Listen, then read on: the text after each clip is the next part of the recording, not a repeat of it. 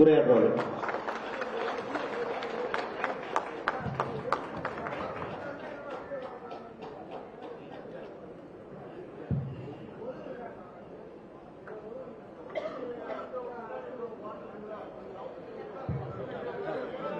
அங்குள்ள மனவிழா நிகழ்ச்சிக்கு வருகை தந்து மணமக்களை வாழ்த்தி உரையாற்ற அமர்ந்திருக்கக்கூடிய இந்திய கம்யூனிஸ்ட் கட்சியினுடைய முன்னோடிகளின் ஒருவராக விளங்கிக் கொண்டிருக்கக்கூடிய அருமை தோழர் முத்தரசன் அவர்களே, எஸ்டிபி கட்சியினுடைய பொதுச் செயலாளர்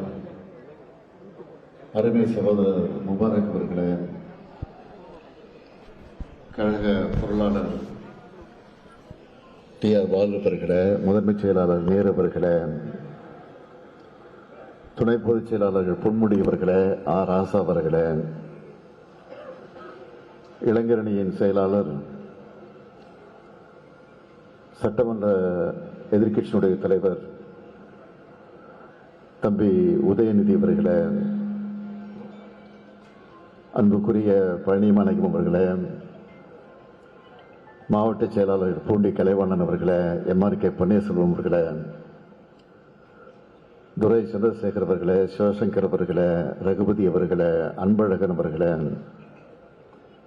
அன்பில் மகேஷ் பொய்யாமொழி அவர்களே, நாடாளுமன்ற உறுப்பினர்கள் முரசொலி அவர்களே, சல்மா அவர்களே, அருண் நேரு அவர்களே, செல்வராஜ் அவர்களே, சட்டமன்ற உறுப்பினர்கள் அன்புக்குரிய வைத்திலிங்கம் அவர்களே, லட்சுமணன் அவர்களே, கோவி செழியன் அவர்களே, ஒருங்கிணைந்த தஞ்சை திருவாரூர் மாவட்ட கழகத்தினுடைய நிர்வாகிகளே, மணக்கோலம் கொண்டிருக்கக்கூடிய மணமக்களே, மணமக்களுடைய பெற்றோர்களே, உற்றார் உறவினர்களே, என் உயிரோடு கலந்திருக்கக்கூடிய தலைவர் கலைஞர் அவர்களின் உயிரான அன்பு உடன்பிறப்புகளே, உங்கள் அனைவருக்கும் என்னுடைய அன்பான வணக்கம்.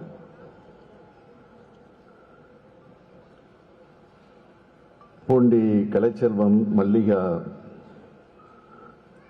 ஆகியோருடைய திருநிலைச் செல்வி டாக்டர் கலையழகி அவர்களுக்கும், திரு நந்தகோபால் மேற்கொண்டார் திருமதி சோபனா அவர்களுடைய குமாரன்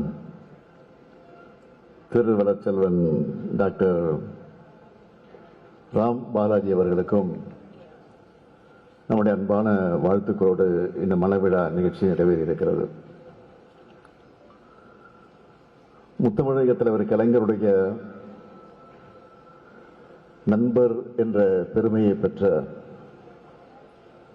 நினைவில் வாழக்கூடிய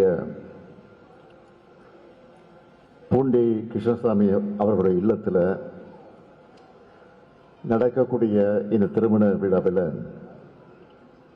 நாமெல்லாம் கலந்து கொண்டு மணமக்களை வாழ்த்திக் கொண்டிருக்கிறோம். அதில் குறிப்பாக இந்த மணவிழா நிகழ்ச்சியை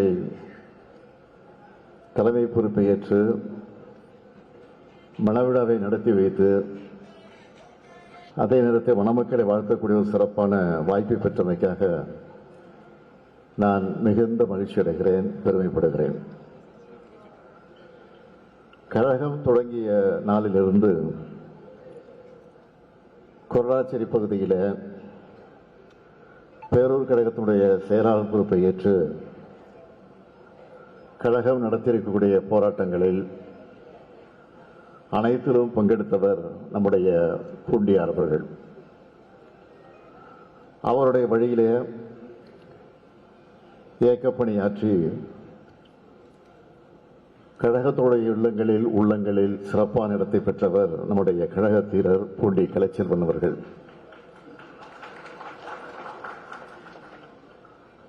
அவருடைய அருமை தம்பியாக இன்றைக்கு திருவாரூர் மாவட்ட கழகத்தினுடைய பொறுப்பை ஏற்று பணியாற்றிக் கொண்டிருக்கக்கூடிய திருவாரூர் சட்டமன்ற உறுப்பினர் பூண்டி கலைவாணன் அவர்கள் இன்றைக்கு இந்த மணவிழா நிகழ்ச்சிக்கு பொறுப்பேற்று இதை சிறப்பான வகையில் நடத்தி கொண்டிருக்கிறார். இப்படி ஆயிரக்கணக்கான குடும்பங்கள் இன்றைக்கு இந்த இயக்கத்திற்காக உழைத்துக் கொண்டிருக்கிறது, பணியாற்றிக் கொண்டிருக்கிறது, பாடுபட்டுக் கொண்டிருக்கிறது. அதைத்தான் நம்முடைய தம்பி உதயநிதி அவர்கள் பெருமையோடு எடுத்துச் சொன்னார். தோல்வி வெற்றி என்பது இரண்டே சமமாக கருதி பாடுபட்டுக் கொண்டிருக்கக்கூடிய தொண்டன் தான் திமுக என்பதை யாரும் மறுத்திட மறைக்க முடியாது. ஏதோ இன்றைக்கு நடைபெற்று முடிந்திருக்கக்கூடிய தேர்தலில் ஏதோ நாம் தோற்றுவிட்டது மாதிரி, அதுவும் படுதோல்வி அடைந்து விட்டது மாதிரி, இத்தோடு திமுக கதை முடிஞ்சிருச்சு அப்படி என்று கவிதை இரங்கற் பாடுவதற்கு கூட முன்வந்திருக்கிறார்கள். நம்முடைய இன எதிரிகள் அந்த சூழ்ச்சியில இன்றைக்கு ஈடுபட்டிருக்கிறார்கள். ஆனால் திமுக பொறுத்த வரைக்கும் எத்தனையோ தேர்தலை பார்த்திருக்கு. 1949 தொடங்கிய நம்முடைய கழகம் தொடர்ந்து 52 நடைபெற்ற தேர்தலாக இருந்தாலும் சரி,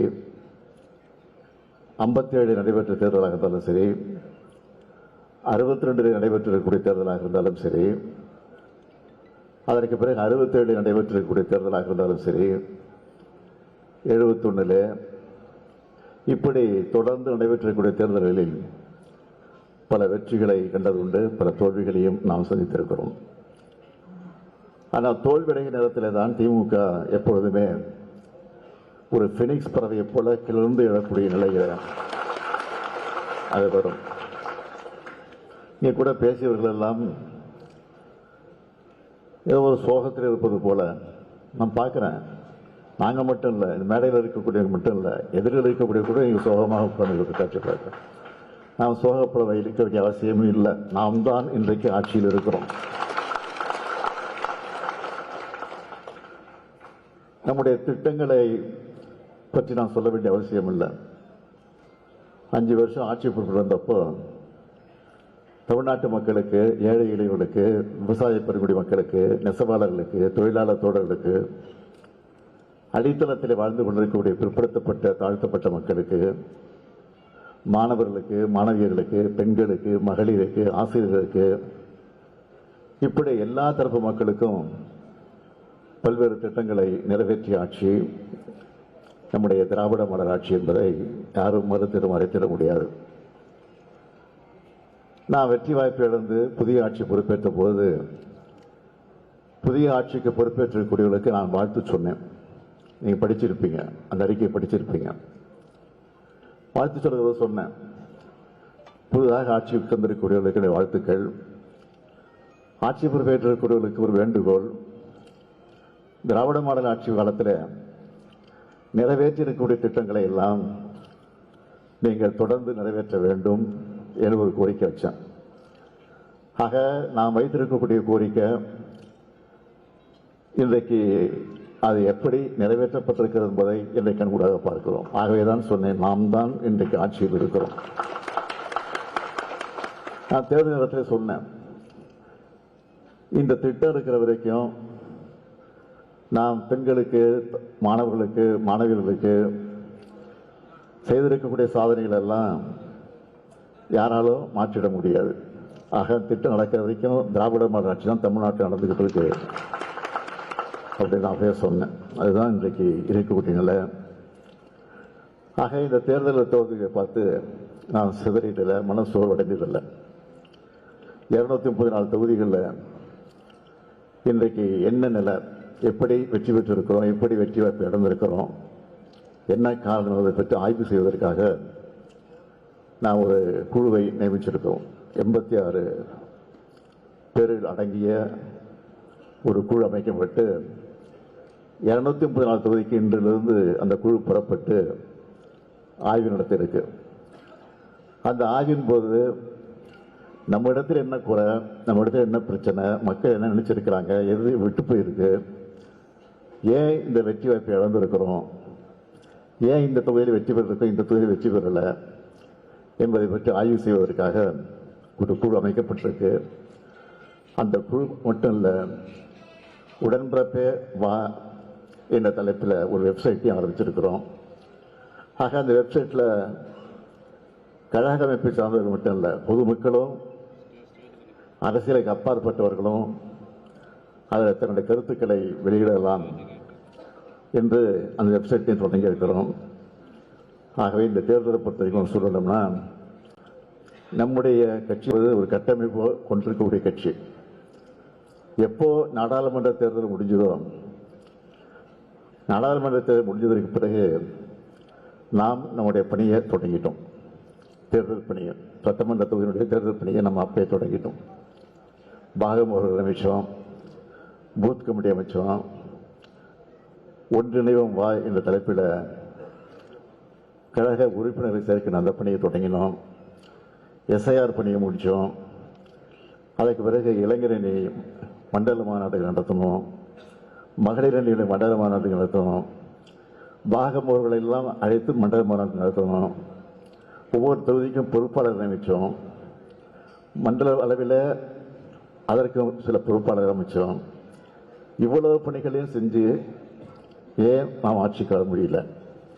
ஆனால் எந்த பணியும் செய்யாமல் வாக்காளரை சந்திக்கல, பாகம் ஒரு நியமிக்கல, பூத் ஏஜென்ட் அமைக்கல, இன்னும் சொல்லணும்னா கவுண்டிங் ஏஜென்ட் கூட பல இடங்கள் நியமிக்கல. அப்படிப்பட்டவர்கள் இன்றைக்கு வெற்றி பெற்று ஆட்சிக்கு வந்திருக்கிறாங்க. அது தவறு இல்லை. ஆனால் அது என்ன நடந்திருக்கு? Social media. ஆக சோசியல் மீடியா இன்ஸ்டாகிராம் என்று சொல்லக்கூடிய அதை பயன்படுத்தி ரொம்ப சுலபமாக சிறு பிள்ளைகளை, குழந்தைகளை பிரச்சாரம் செய்ய வச்சு அவர்களை, அவருடைய பேரன்கள், அவருடைய தாத்தாக்களை, அப்பாக்களை, அம்மாக்களை, அவங்க வீட்டில் இருக்கக்கூடிய பெரியவங்களிடத்தில் அந்த குழந்தைகள் மூலமாக பிரச்சாரங்களை நடத்தி ஒரு திட்டமிட்டு இந்த பணி நடந்து முடிந்திருக்கு. ஆக அது நம்முடைய கணக்கு தெரியாமல் போய்விட்டது. ஆனால் இனிமேல் நாம் உஷாராக இருந்து அதையும் முறியடிக்கக்கூடிய வகையில் அந்த பணியை நாம் நிறைவேற்றுவதற்கு திட்டங்கள் எல்லாம் தீட்டி இருக்கிறோம். எனவே நீங்கள் எதை பற்றியும் கவலைப்பட வேண்டிய அவசியம் இல்லை. நாம் நம்முடைய கழகம் இருக்கு, நம்முடைய இயக்கம் இருக்கு, நாங்கள் இருக்கிறோம். எதை பற்றி நீங்கள் கவலைப்பட வேண்டிய அவசியம் இல்லை. மீண்டும் நாம் தான் ஆட்சிக்கு வருவோம் என்ற நம்பிக்கையோடு பணியாற்றுங்கள். எனக்கு இருக்கக்கூடிய கவலையெல்லாம் இந்த 5 ஆண்டுகள் நிறைவேற்றிய திட்டப் பணிகளுக்கு தொடர்ந்து இன்னும் பல பணிகள் நிறைவேற்றியிருப்போம். இன்னும் 5 ஆண்டுகளும் எனக்கு அந்த வாய்ப்பு கிடைத்திருந்தால் இன்னும் பல பணிகள் நிறைவேற்றியிருப்போம். அது தடைபட்டு போயிருக்கிறது. அதை எப்படியாவது நாம் எதிர்கட்சியாக இருந்திருந்தாலும் இன்றைக்கு நாம் மக்களிடத்தில் போராட்டங்களை, ஆர்ப்பாட்டங்களை உரிமையோடு எடுத்து சொல்லக்கூடிய அந்த வகையில் உங்களுடைய கடமையை ஆற்றுவோம் என்று எடுத்து சொல்லி இன்றைக்கு மனக்கோலம் கொண்டிருக்கக்கூடிய மணமக்களை நான் அன்போடு கேட்டுக்கொள்ள விரும்புவது, புரட்சி கவிஞர் பாரதிதாசன் எடுத்து சொல்லியிருக்கக்கூடிய வீட்டிற்கு விளக்காய், நாட்டிற்கு தொண்டர்களாய் நீங்கள் வாழுங்கள் வாழுங்கள் வாழுங்கள் என்று சொல்லி உங்களுக்கு பிறக்கக்கூடிய குழந்தைகளுக்கு அழகான தமிழ் பெயரை சூட்டுங்கள் என்று கேட்டு விடைபெறுகிறேன். நன்றி, வணக்கம்.